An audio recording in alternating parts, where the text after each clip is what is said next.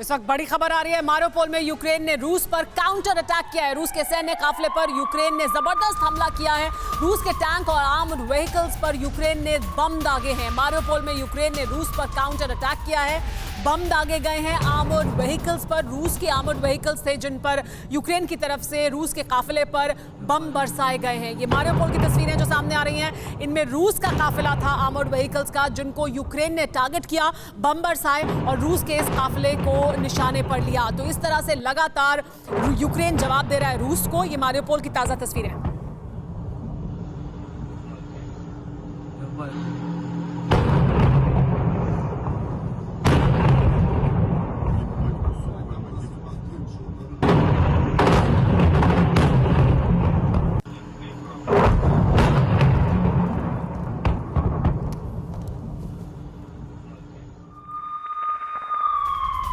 और एक और बड़ी खबर आ रही है। यूक्रेन की राजधानी कीव पर बहुत बड़े हमले का खतरा मंडरा रहा है। कीव पर बड़े मिसाइल अटैक का अलर्ट जारी किया गया है। रूस ये बड़ा हमला कर सकता है और इसी का मिसाइल अटैक का अलर्ट जारी किया गया है कीव में।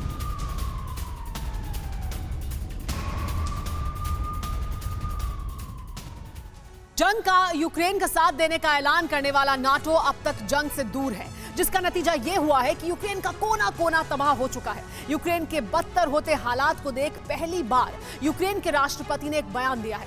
वो ये कि भले ही नाटो 30 देशों का संगठन हो, मगर रूस के आगे उसकी कोई बिसात नहीं है। आखिर क्यों पुतिन से खौफ खाता है नाटो? देखिए इस रिपोर्ट में।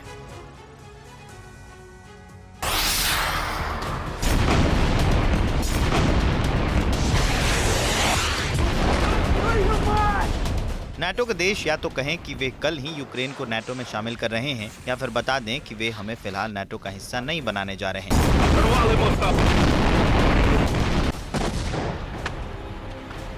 रूसी सेना के विध्वंसक प्रहार,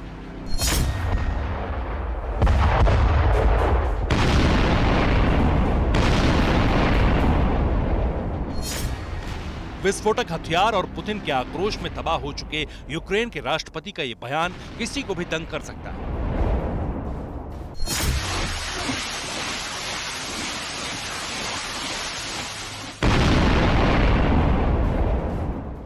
लेकिन सच यही है, यूक्रेन के प्रेसिडेंट खुल्लम खुल्ला इस बात को मान रहे हैं कि पुतिन की जिद के आगे किसी की नहीं चली।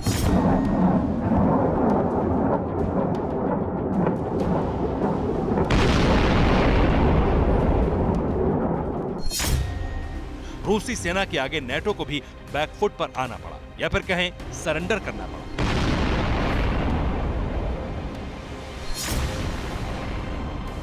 На першій же зустрічі з президентом Росії नाटो के देश या तो कहें कि वे कल ही यूक्रेन को नाटो में शामिल कर रहे हैं, या फिर बता दें कि वे हमें फिलहाल नाटो का हिस्सा नहीं बनाने जा रहे हैं। इस काम में हफ्तों की देरी नहीं की जा सकती। दरअसल उन्हें स्वीकार करना होगा कि वे रूस के साथ लड़ना ही नहीं चाहते, इसलिए हमें नाटो का हिस्सा नहीं बना रहे। जवाब बिल्कुल साफ है और हम सब कुछ बिल्कुल साफ साफ समझते हैं। हमें नाटो में शामिल नहीं किया जा रहा है क्योंकि वे रूस से डरते हैं। वे हमारी सुरक्षा की गारंटी की बात करते हैं, लेकिन दुर्भाग्य से वे अलायंस में हमें 100% मेंबरशिप नहीं दे रहे हैं। конституційні зміни українського законодавства.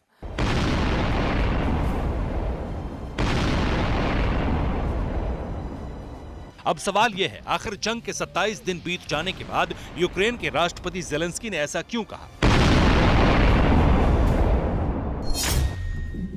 क्यों 30 देशों वाले संगठन नाटो को कमजोर और रूस को महाबली बताया? तो इसकी वजह है नाटो की हवाई बातें, यूक्रेन की मदद करने की दलीलें और रूस के खिलाफ साथ जंग लड़ने का ऐलान, जिसे अब तक पूरा नहीं किया गया।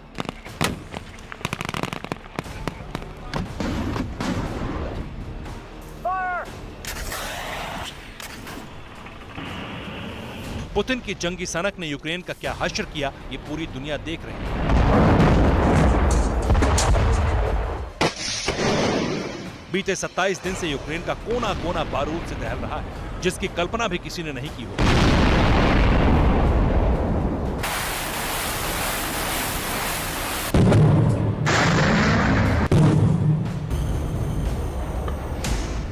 मगर अब यूक्रेन युद्ध के एक ऐसे खतरनाक मोड़ पर जा पहुंचा है जहां रूस का एक भी कदम पूरी दुनिया के लिए मुसीबत बन सकता है। एटमी वॉर की आशंका जताई जा रही है, सिर्फ यूक्रेन में ही नहीं बल्कि पूरे यूरोपीय महाद्वीप में।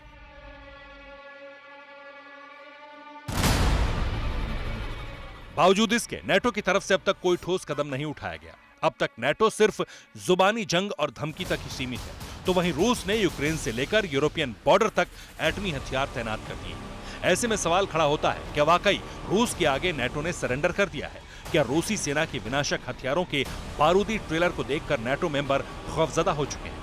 भले ही इस बात को कोई माने या ना माने, मगर ज़ेलेंस्की रूस की ताकत को देख भी चुके हैं और पुतिन के अगले कदम को भांप भी रहे हैं।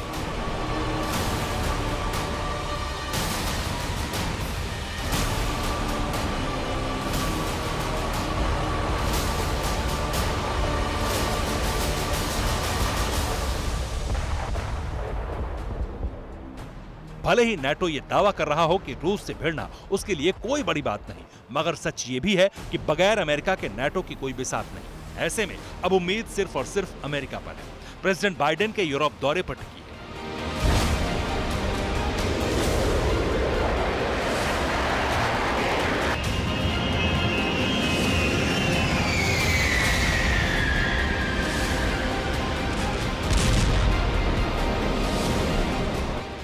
अब आखिरी फैसला जो बाइडेन को लेना है कि वो नेटो के साथ मिलकर रूस से मुकाबला करते हैं या फिर यूक्रेन को यूं ही तबाह होते देखना चाहते हैं। Bureau report, TV9 Bharatvarsh.